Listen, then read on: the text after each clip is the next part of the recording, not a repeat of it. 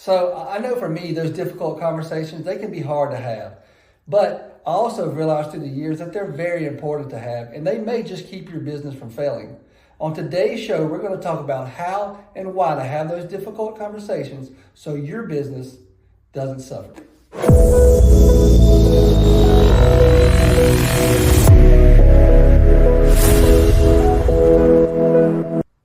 Hey, welcome back to the K-Cup, episode 26.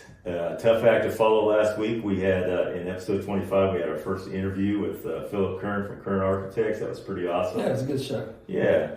So this week we're talking about a topic that is really critical. It's something that you need to learn early on in business. I know that you've had your experience learning this uncomfortable truth that we're going to talk about, as the title says. But this uncomfortable truth that we're talking about for this episode is having difficult client conversations, and the fact that they really are your business lifeline. If you're not having these conversations, your business is going to suffer. And so anyways, we're going to dig into that a little bit, not only talk about the why you need to have them, but we're going to talk about the how too, and share some of our, you might call it our difficult conversation framework, that we try to put in place for, addressing our own projects with, our clients. So anyways, let's jump in here. We're going to talk about this first main point, John, and we call that the hidden cost of avoidance, avoiding these conversations. And really there's two areas that just avoiding, this situation altogether is going to affect. One, it creates what we call the compound effect, whereas, say there's some scope creep happening on the job, and we kind of know that it should be addressed, but we're maybe working with a client for the first time, trying to have set a good impression for them or whatever, or just trying to really knock it out of the park for them and make them happy. So we don't really mention anything at first. We think, well, we'll address it later. But then another, bit of scope creep happens, and then another bit of scope creep happens. And next thing you know, now we're maybe looking at a significant amount of money and time and labor, and maybe materials too, where now we need to have a conversation, but we've kind of avoided having it when we should have. And now it's very uncomfortable to think about having this conversation. So that's one area where you can get into a real pickle is in the area of scope creep and not addressing it right away. And then the other part of that, that hidden cost of avoidance is, the issue of respect. And I know that we were discussing this subject yesterday, just sitting around the office, talking about it, kind of, comparing notes for this episode and everything. And you had mentioned it's not just a loss of respect that the client might develop for the contractor, because they seem to be kind of, easy to push around, and you feel like you can take advantage of them. But there also may be a loss of respect for the client, the fact that they're, feeling obliged to do this to the contractor and putting the contractor in this kind of uncomfortable situation. I wanted to use that word untenable because I've heard people I've heard smart people on TV shows use that, and I was like, man, I don't know what it means, but I'm going to say that someday if I ever get a chance. But anyway, so they put the contractor in this untenable situation. Anyways, so those are two areas where just avoiding this situation altogether can create some problems. So share with us, if you would, some of your experience about these 2 points. And I know over 17 years you've had many difficult conversations, and there's a lot of nuance to them based on the project and the client. I'm sure no two difficult conversations are exactly alike, even though they may be addressing similar things like a needed change order for scope creep and stuff like that. They're still probably different based on who it is and what it is you're talking about. So maybe you can share a little bit of that with us. Yeah, I mean, I like today's show. I like the thought of the difficult conversations, even though they are hard to have, and nobody likes to have them. Yeah. I think today, we're mainly going to be talking about client difficult conversations and that kind of thing. Yeah. But just when I think about difficult conversations, it's such a big subject. I mean, there's a lot we could talk about here on multiple shows. But anyway, sure. To get to your point, I remember early on, as a general contractor, young general contractor. When these type of situations would come up, I would have an owner that wants to do something a little bit additional, or there might be something that's a little bit of a gray area that I didn't have in my scope. I know that I always wanted to be the guy that would just say, you know what, I'm gonna get it done, I'm gonna take care of it, and didn't want to have the conversation that, man, this is not in our scope, or you're adding scope and this is going to cost more money. Yeah. But through the years, as I leaned into that more and more, I just started to realize that it was really taking a hit that I shouldn't be taking, really eating costs that I shouldn't be eating. And, once I started to realize that, and once I started to have these conversations with the owner, sometimes it was smooth, sometimes it wasn't. But what I realized is it typically worked out better for both parties. I usually ended up in a better position, and the owner, the owner also, ended up. It wasn't a situation where the owner was mad all the time because all of a sudden we're hitting them, with all this stuff. Yeah. So what I realized is just starting to have those conversations really worked for both sides. I stopped having to, eat a bunch of costs that wasn't necessarily mine. Yeah. And when I had that conversation early, obviously the owner was more appreciative. So it just, as a young contractor, I learned slowly but surely that the difficult conversation works out positively if you have it, Absolutely. And then as far as, the reputation goes, I have a situation or an instance that I can think of where, there was a client and we were adding stuff to the job the whole time this thing was going. Yeah. And we were continually having the conversation that, this is additional cost, this is additional cost. Yeah. And outside of that conversation, there was a better way to handle it. We're going to talk about that in today's show, but at the end of the day, the client wasn't really necessarily surprised by the cost at the end of the job. Yeah. But what we end up finding is they just didn't have that allowed in their budget. So while they were fully intended on paying us, at the end of the job, the funds weren't available.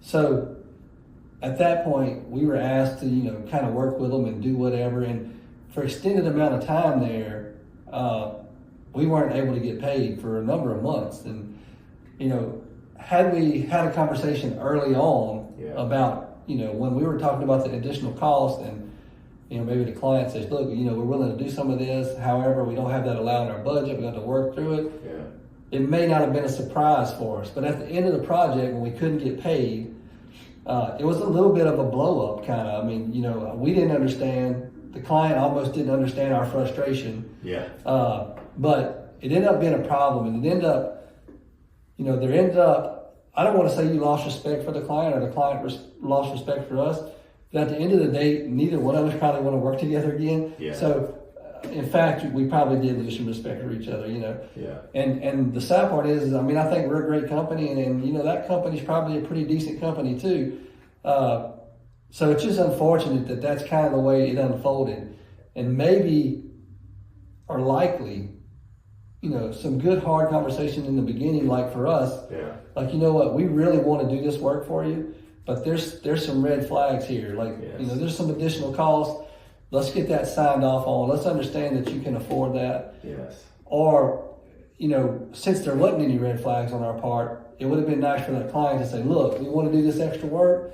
However, we are going to need a little more time to figure out, the financial side of it. Is that something you can work with us on? We probably would have said, yeah. We probably would have said, let's figure it out. Yeah. And at the end of the day, we did figure it out. I mean, the client did pay us, and we made it through, but it just made for a rough patch of waters, and probably kind of dulled that relationship. Definitely dulled the relationship. For sure. Yeah. So that's what we're going to talk about next in our next point, as far as like what you're saying. Maybe had there been some things in place to handle it more on the front end when it was happening in real time, instead of letting things go too far down the path before you addressed it. Maybe it would have, it still would have happened probably, but the expectation would have changed. It would have been more agreeable. And so, we're going to talk about that, having a framework for it's setting up the opportunity in advance to have difficult conversations. So like you mentioned red flags, so when red flags do show up, those are really just indicators that it's time to communicate. It's what they are. It's really not a sign for it's time for confrontation. You know what I mean? Yeah. Which I know you know that because you're not about confrontation. You're about figuring out a solution. But that's really what those red flags are. They're just indicators that this is solution making time. We need to have a conversation. So, but anyways, do you want to move into part 2 and talk about that framework a little bit? Are you ready to move on? Yeah. So, do you have a construction project, but you just don't know where to begin? Let us show you the steps that are necessary to make your project a reality. I'm John Kelly with Kelly Construction Group, and I wanted to jump in here for just a second and let you guys know that here at Kelly Construction, we're more than just a builder. We're your one-stop solution. We want to help you with planning, design, permitting, and construction. If this sounds like a solution you need, reach out to us today. We've left the links in the show notes. Set up a call. Now, let's get back to today's show. Anyways, I think you made a great case for that first point, though, about how, that's a real world example of how you found yourself in that situation. Yeah. And you had to find a way to deal with it. And I think you did as good a job as you could do under the circumstances where you kept it amicable, because a lot of guys would have been maybe over there beating down the door demanding their money, even though that wouldn't have really served you well. But it really forced you to have to kind of scramble a little bit, because it was a significant amount of cash, and the people that you had doing the work, you paid. You already paid some people, and really didn't have any idea that the reimbursement for that wasn't coming right away. So, yeah, that was a tough one. So since we already good. All right, so moving into point 2, which is, we talked about why you need to have those conversations. Now we're going to talk about how you can set up a situation where you can have those in a productive way. And so we're going to call this our proactive communication framework for having difficult conversations. And like dealing with private clients, for example, we can actually build into our onboarding package, our welcome package for private clients, what we would call a difficult conversation clause. And that clause, if you think about the idea of just going ahead and having that conversation in one of your initial meetings with a client, how that just paves the way for when that day comes that you need to have, a realignment meeting or a project pulse check meeting, how much easier that's going to be because you've already had this conversation. I know, again, referencing our conversation yesterday, you talked about another project where an aspect of getting the project rolled out took a long time. It took months. Mm-hmm. And you had that conversation on the front end, which was a difficult conversation to have because no one likes to hear, hey, this is great. Great, you're excited about your project and everything. But you want to be impressive too in the beginning. You don't want to start off with the Debbie Downer right away. But you had prepared the soil, so to speak, for the day that conversation came, and sure enough, the permitting side of this project took an extensive amount of time to go through the system, to the point where even though the client, trusted you and you guys had a good rapport, they still got to the point where like, man, I want to start this project, and they were a little anxious about it, and you had to remind them, I did prepare you for this on the front end, that it could take literally months to get the permit for this project. And sure enough, that's what it turned out to be. So that's a perfect example of how having this difficult conversation clause shared with the client on the front end, so that when the day comes, you can have these kind of conversations without it turning into a confrontation.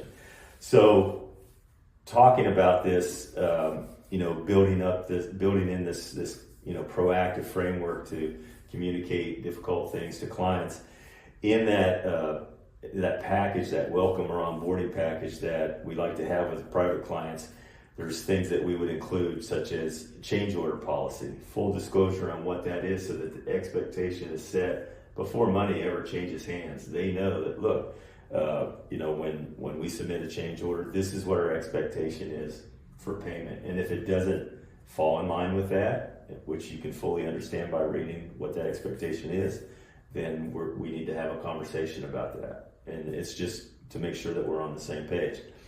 The second point there in that package, that onboarding package for difficult conversations, payment communication standards. So you're setting a standard or a communication, or an expectation rather, for how you expect communication to take place when you're going through the payout process. For example, we want to know within 48 hours of submitting, an invoice or a payout, when payment is going to be received and how it's going to be received, and just even if we know that there's a process in place and generally speaking how long it takes, just that little bit of communication to confirm, yes, we got it, yes, it's going through the process, is it's an expectation, keeps everybody happy and not wondering. And then that last point there, the project health check-ins, we like to set the standard that every 2 weeks we have a 15-minute project pulse call. So this call is not about anything general necessarily. It's for the specific reason of checking in on the health of the project. You're going to talk about what's working, what isn't, and anything that may need to be adjusted to make sure that you're on the same page and the project is staying aligned and optimized. So those are just some, very easy points, but by having those points explained to the client on the front end, when the day comes, and it will come, every project goes through seems like it goes through these phases at some point, to varying degrees, some of them really intense, some of them just mild, but you'll have already laid the foundation here to be able to have these conversations without confrontation. So give us some insight, John, on your approach to these points right here before we go into that second phase of this framework. Yeah, and I think proactive communication is super important. It sets the expectation. It gets everybody on the same page. I mean, you've done a good job here, kind of highlighting the primary areas that we would see these difficult conversations arise. Yeah. You talked a little bit about permitting. That can be a real touchy time frame or whatever in the beginning of a project. Yes. Anytime there's time delays, you didn't mention time delays, but anytime there's time delays, that's an area that can become contentious. Mm-hmm. Change orders, additional cost, that's always an area that's, it's tough, a difficult task to work through. Yeah. And then, payment is another huge one. So all those areas are big and are areas that you need to be ready to have a difficult conversation. So if you set the expectation in the beginning with some proactive communication, that goes a long way. Yeah. You alluded to a project that we worked on, some time back, and through design build and through some permitting processes, we've realized that permitting can be a bear. It can take some time to get a permit, specifically in certain cities or parishes. Yeah. So we had a project that I knew that it was going to be a really tough situation to get a permit. Yeah. And in the beginning, I set that expectation, and like I said earlier, I want to go in there and be the savior, be the guy that's going to come out and hit a home run and do everything right, because I want you to come back to us. Yeah. And not kill the atmosphere, not kill the excitement surrounding a new project. You know what I mean? Sure. But you're never ready to start next week, always. Yeah, for sure. So in that onboarding process, I was able to tell them, look, we're excited, we're getting close, but when we submit this for permitting, it may be some time before we actually get a permit. Yeah. And lo and behold, it ended up taking a lot of work to get this permit, a lot of back and forth, and a really extensive amount of time, more than it should probably take. Yeah. But the owner, I would say that the owner definitely got restless. Likewise, did we also, even though in the process. Sure. But through that early conversation, it set the bar, and they realized early on that we could be against this, be up against this. But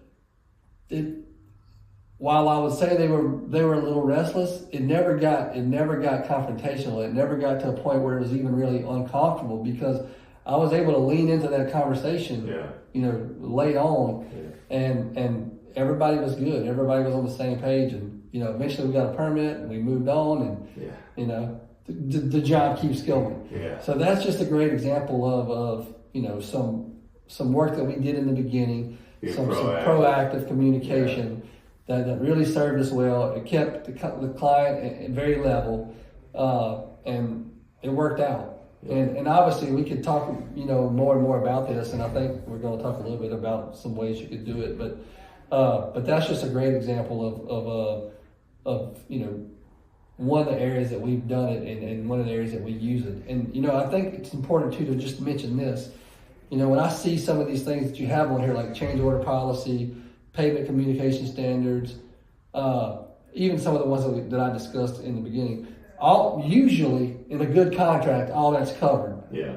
However, it's just a bunch of legal jargon. I think that it's important to have an everyday conversation surrounding some of those things prior to to moving a project ahead. Yeah. So I guess what I'm saying is don't just say, well, it's in the contract, that's how we do it, you should know it. I mean, I think that once you start pointing at a contract and it can really be, if you want to say, well, you're not paying me on time, let's look at the contract. Yeah. And you keep pushing towards the contract, that can become a little bit contentious. Yes. Yeah. And I think that, if you have these conversations early in a project, people remember. They know, they don't forget. That's right. And it's a lot easier to say, we submit our payoffs on the 25th, we want it approved within, 7 days or whatever. We expect payment within 30 days or 25 days or whatever. Yeah.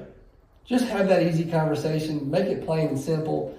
At the end of it, wrap it up with, if there is going to be a problem with payment that month, let us know plenty in advance. We got a lot of people that we need to pay and different things. Yeah. Just have that good proactive communication in the beginning. Yes. And it's going to serve you well. Absolutely. Communication seems to be a repeating theme in a lot of these, episodes that we do, regardless of the subject. It seems like communication is always a centerpiece.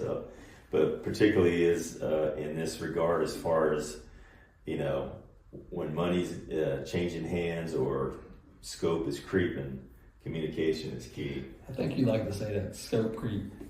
It's a creepy scope. Well, it's that time of year, when things get creepy, including our scope. So, and if you think about it, if you have these conversations up front, I mean, scope creep really is the result of a lot of contractors not having these conversations on the front end. And if they are having them, they're not having them effectively. They're not being clear, like you said. It's just not a quick, contract review with the client real quick where you're flipping pages and sign here. You're actually having a conversation, like you said, and a real world conversation with, easily understood verbiage that everybody can relate to and understand and agree to. So, well, let's talk about this second half of our framework, our proactive communication framework. And I like to call this one our early warning system, where we can, again, being proactive means being aware and looking ahead and trying not to get caught behind the curve with problems. And so identifying trigger points is key to doing that, key to being able to stay on top of our game.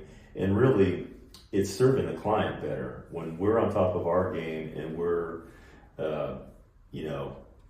addressing things before they can become a serious issue.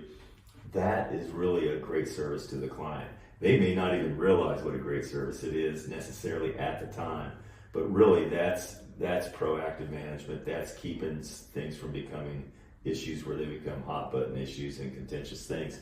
And so I really like this early warning system that we've devised.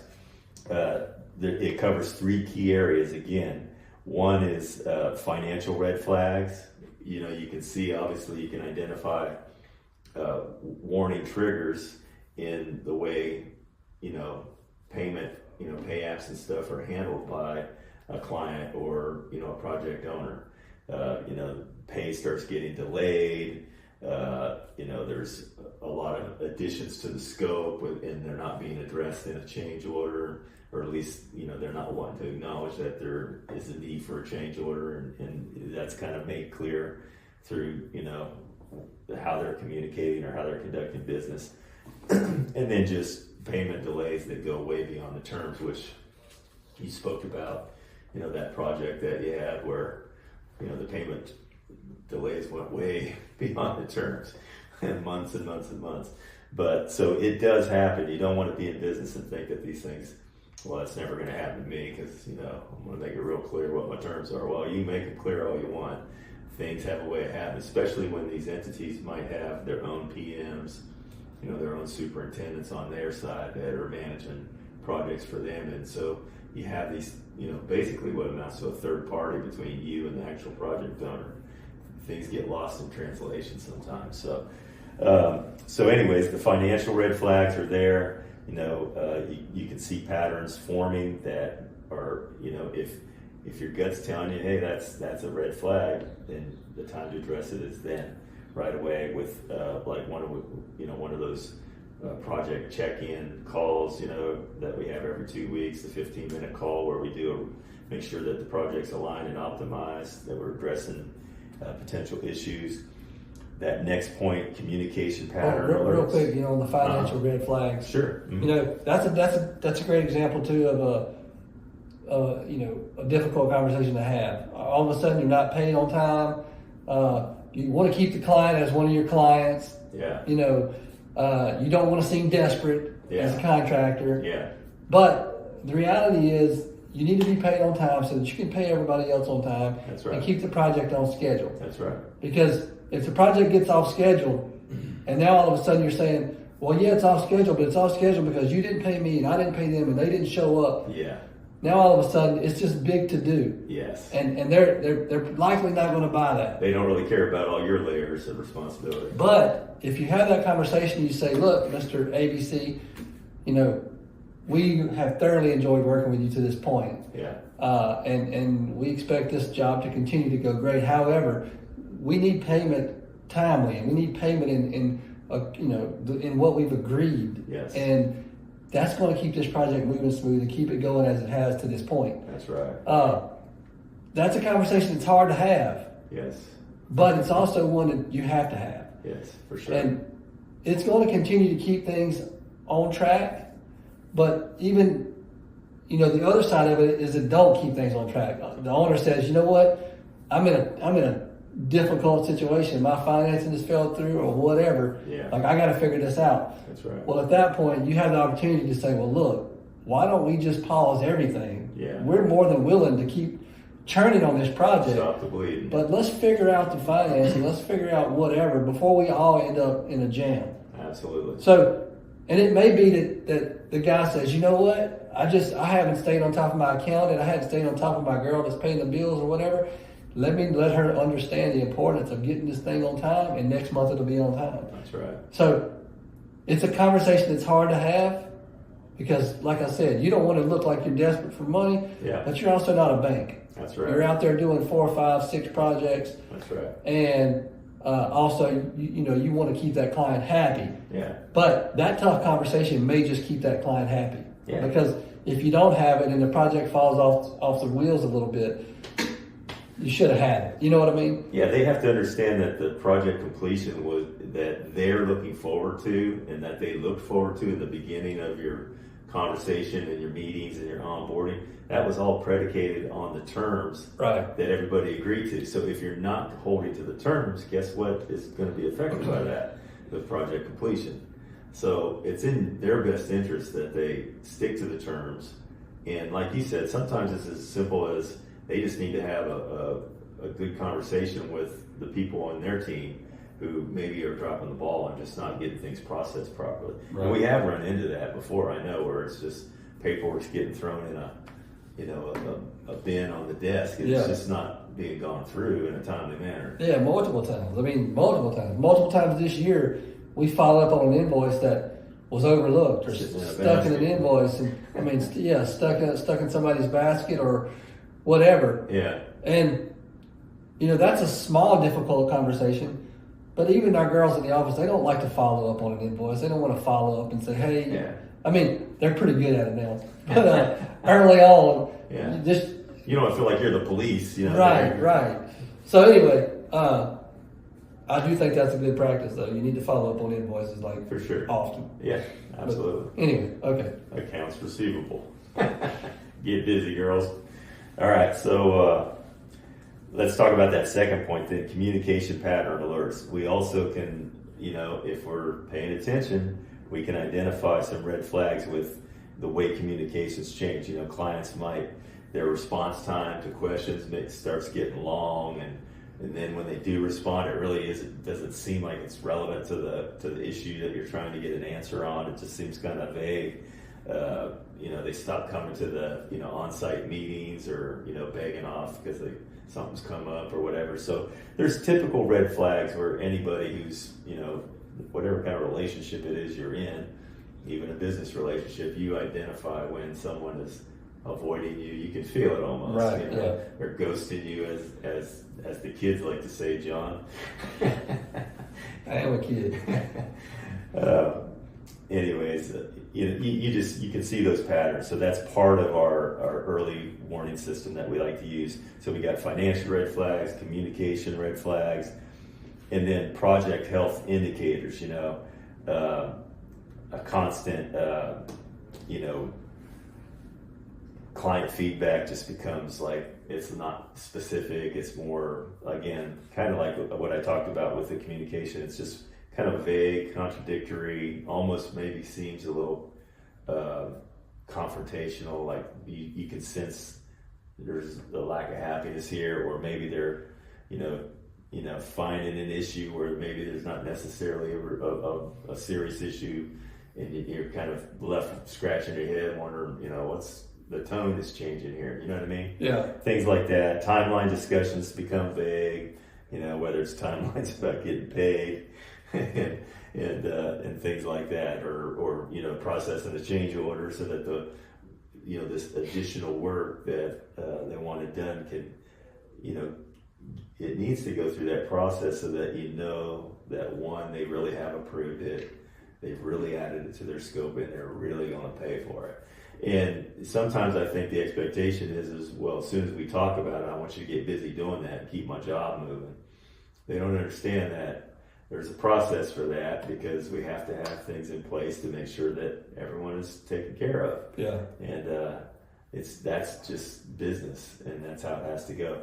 So again, making that understood on the front end I would think would lead a client to be more proactive on their end, processing change orders, or identifying scope creep and saying, look, do we need to do a change order for this? What's the process?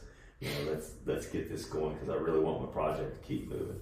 That would be a nice response to have to this type of situation. So tell us a little bit, if you could share some of your experience about these red flags. I know that you've seen these things happen. I know I've seen them happen since I've worked for you, and so no doubt you have too. Tell us a little bit about these, this early warning system and how you're able to see these patterns and things. Yeah, I mean, it's the idea behind the early warning system, it's really good, because you identify these things and they're your indicators to start to have those tough conversations. And communication is huge. Again, we've talked about it on a bunch of shows. Yeah.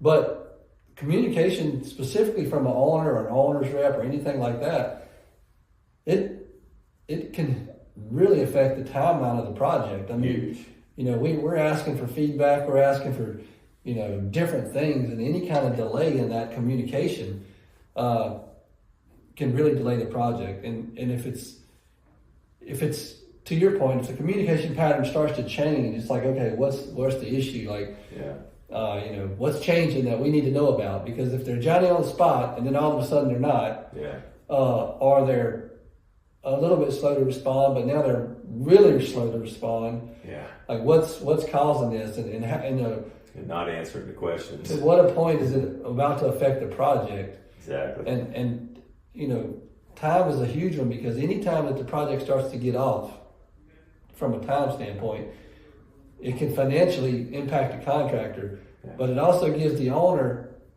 some leverage, because it doesn't appear that you're performing. Yes. But if communication is the reason you're not, then that conversation needs to be had sooner than later. Yeah. And just that slow or different communication is a good warning signal for you to say, you know what, it's time to have that talk. Absolutely. And, that's why, we call it our proactive communication framework. So it's us being proactive to make sure that things don't get away from us, because like you said, in the end, the leverage is used a lot of times not in favor of the contractor, because, time is really one of our biggest, metrics on a project is that we're judged by. And, but yet it's, dealing with other parties, they can become very casual about that time. Like, just imagine every question you have or RFI you submit, it's a week getting it back. Well, I can tell you that owners and even some architects, engineers, don't really understand how much they can impact the timeline of a project by slow communication. Yeah, I've definitely seen that firsthand.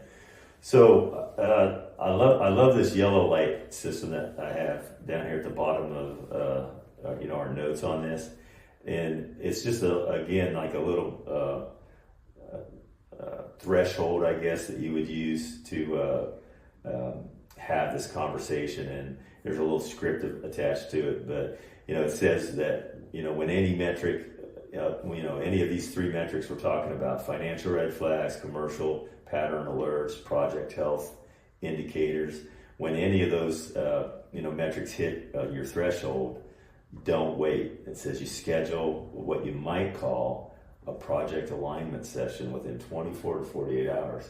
So I like that verbiage. It's a project alignment. You're not looking to be confrontational, but you want to make sure you're aligned with the all parties, the architect, the engineer, whoever it is, and the project owner.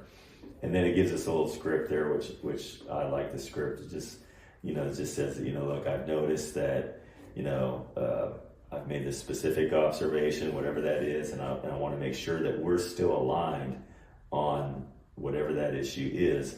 So can we spend 15 minutes getting on the same page? Short and sweet, not confrontational, looking to collaborate and find a solution so that we can keep the project optimized and moving forward. Yeah, it opens the door in a smooth way for a tough conversation to do really what it does. Absolutely. So anyways, that's really our framework. Hopefully those listening have gotten some value out of that. How there's two aspects to it, the first 3 points, and then these second 3 points about how to be proactive. The first sheet, of course, the first layer of that is setting expectations and having a difficult conversation clause on the front end, and then the second page with these 3 points being our early warning system. So once the project's underway, we're using this to maintain that proactive communication framework by monitoring these metrics and making sure that if we're seeing something that doesn't smell right or look right, we take action. So yeah,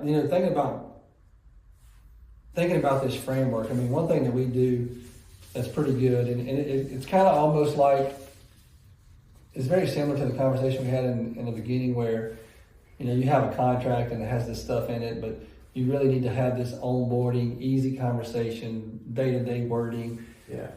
We do a daily report, we do a performance overview weekly here. Yeah. And what that project does is every week it tells the client, what work was done, what guys were on site, financially where we stand on payment.